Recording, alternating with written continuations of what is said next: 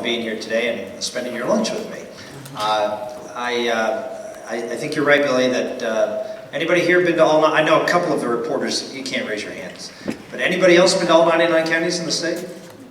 2, 3? Okay, that's pretty good. Done it twice. Okay, 3 times, all right, good. All right, you beat me. It's great to be here. I guess I told Billy I'd keep my remarks really short, that way we can leave maximum amount of time to hear what's on your mind.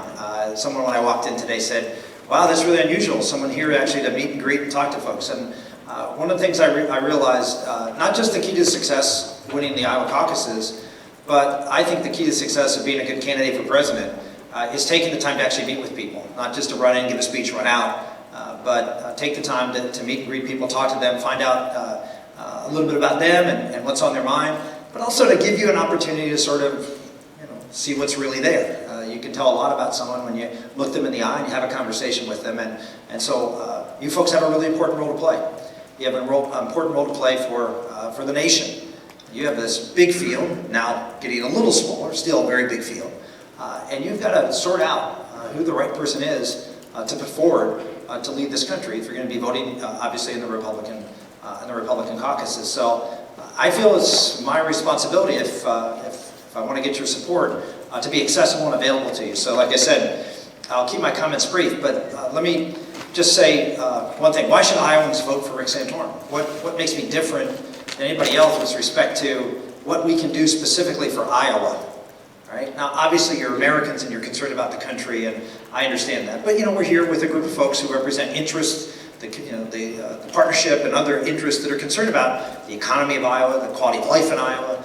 I would say a couple things. Number one, I did a interview, which I really commend to you. It was on RFD TV. I think there have been about 7 or 8 of these interviews that are on the rural television network. These are folks that really focus in on rural America. And as you know, obviously Iowa is predominantly rural, predominantly driven in most of the state by agriculture and agribusiness. And I think one of the things that came out in that interview was, if you look at the vision I have for how to revitalize this country, you'd say, well, how does that fit to Iowa? Well, I announced from a factory floor in western Pennsylvania, and I said, really one of the most important things we can do to help folks who are lagging behind in the economy today, who are not succeeding, which are wage earners in America. Wages have been flat. You saw median income now is down 6.5% from when Barack Obama came into office. It still continues to decline. It's not going up. It's actually down over the last 20 years. And a big part of that is people at the top are actually doing okay. In fact, doing very well. But we have the middle sort of hollowing out. Now you'd say, is this Bernie Sanders up here or Rick Santorum? But Republicans are at their peril if they don't recognize the reality of what's going on. I mean, the numbers are the numbers. And we have to have policies and programs that reach in and say, we understand the problems here and we want to do something about it. And that's why I think our focus, people ask me all the time, why are you focused so much on manufacturing? I was at a meeting over at Panera down in 10th and Walnut earlier with a group of folks, and the guy said, why do you focus so much on manufacturing? And the answer to that is, I use an example. A year and a half ago, a company sold called WhatsApp. You may remember, you may even use it. It sold for $19 billion. It had 55 employees. Now, think of a $19 billion manufacturing company. How many employees does that manufacturing company have?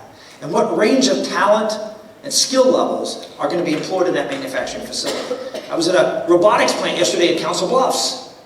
And you say, wow, it's a robotics plant, high tech. Yeah, but I met workers, because I had a meeting also at Iowa Western.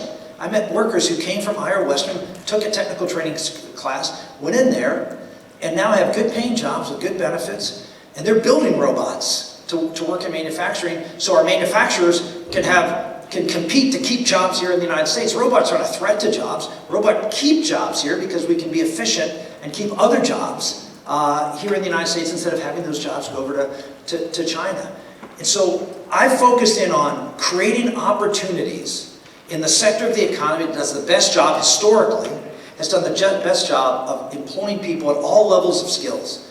And it's exciting for me because we now have the ability to be able to compete in manufacturing like we haven't before. Why? In part part because of our low energy cost, part of which is happening because of what's happening here in the state of Iowa with ethanol, but also hydraulic fracturing. We now can say to manufacturers that we're going to have low consistent energy costs as far as the eye can see. And that's a powerful incentive to keep manufacturing here and actually to return it here. We allow America to be competitive. We fix our tax code. We fix our regulatory environment to make America competitive again on those two fronts. We will bring jobs back here. And I know there's a gentleman here who asked me about climate change. I know some folks are here, and I'm not necessarily on the same page on the science, but here's my 2 cents on this is, I'm going to help climate change more than Barack Obama could ever help. Why? Because I'm going to move millions of jobs out of China where they have no pollution controls. And I'm going to move those jobs, or India, and I'm going to move those jobs back to the United States where we do have controls on pollution. And the net effect will have actually more impact on global climate change than what Barack Obama is trying to do in shutting down this economy and shipping jobs to China. So we have if you're looking for a Republican who can go into the environmental community and say, look, I'm going to do more for climate change, even though I don't necessarily see the problem that Barack Obama does. I'm going to do more if you care about that than he will, and we're going to improve the economy, and we're going to help workers in America who are struggling to get ahead. And I think that's a good 1, 2, 3 punch, and the beneficiary is going to be states like Iowa. Small town and rural America is where we locate manufacturing. We don't locate manufacturing in the Loop in Chicago. Not in Manhattan. It's I know because I've been to all of these small towns across Iowa. Most of them are there because there was a small manufacturing plant that built up, or a granary or something. There was manufacturing and processing. That's what we've seen, this out-migration from rural America, from Iowa and other states, into the big cities. We can now turn that around with manufacturing. So that's my, my quick and dirty explanation of why Iowa needs to look at someone who cannot just go out there and articulate a vision, but articulate a vision that brings America together. And I think it's one with this idea of focusing on manufacturing is something that can bring Republicans and Democrats together and get things done and move this country forward. Thank you.